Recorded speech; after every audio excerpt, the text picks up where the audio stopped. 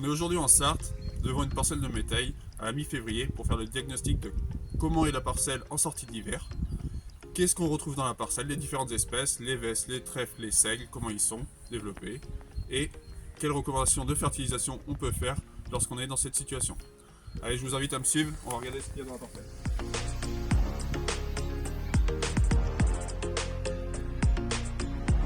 Quand on regarde de vue générale, on est sur une parcelle qui est bien implantée, bien régulière, pas de trous dans la parcelle.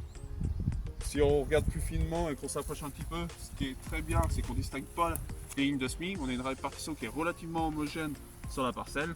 Quelques trous, mais sur les métailles, c'est rien de dérangeant. Ça va vraiment être plus envahissant. On va bien garnir le sol. Et si on s'approche un petit peu plus en détail, on va retrouver toutes les composantes de ton métail, à savoir en premier, hop là, le seigle fermier, qui est ici, peut développer un stade assez végétatif, mais qui est bien présent. Limite, il ne faut pas qu'il soit plus développé à l'heure actuelle.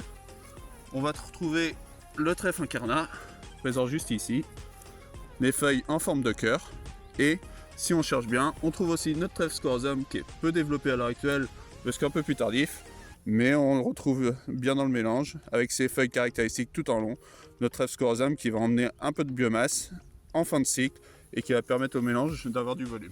On retrouve également notre vesse velue, qui est bien développée pour la période où on est. On a une veste velue qui a sublimé le mélange en emmenant toute sa valeur hématée, et on va avoir un produit qui va être très riche en hématée avec un rendement qui sera tout à fait convenable.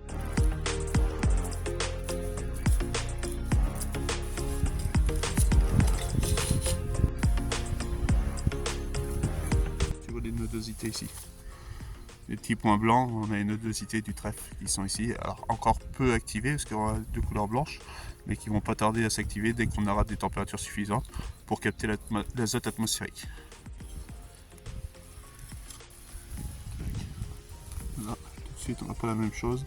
On est sur de la veste avec des nodosités qui sont beaucoup plus développées, beaucoup plus grosses, pas encore actives pour capter l'azote atmosphérique, mais c'est aussi ce qui explique le pouvoir de la veste d'aller chercher plus d'azote et ramener plus d'azote dans le fourrage.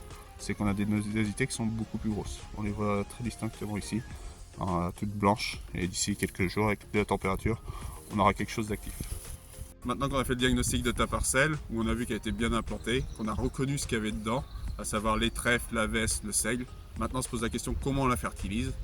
La fertilisation pour moi va être relativement simple. Afin de développer les légumineuses, je te propose de mettre 30 unités de soufre, ce qui va permettre aux légumineuses de se développer et de ramener toute la valeur hématée, notamment à la veste qui va sublimer le mélange, et 30 unités d'azote pour booster un petit peu aussi le seigle et gagner en volume, et avoir à la fois un mélange qui aura du volume et de la qualité.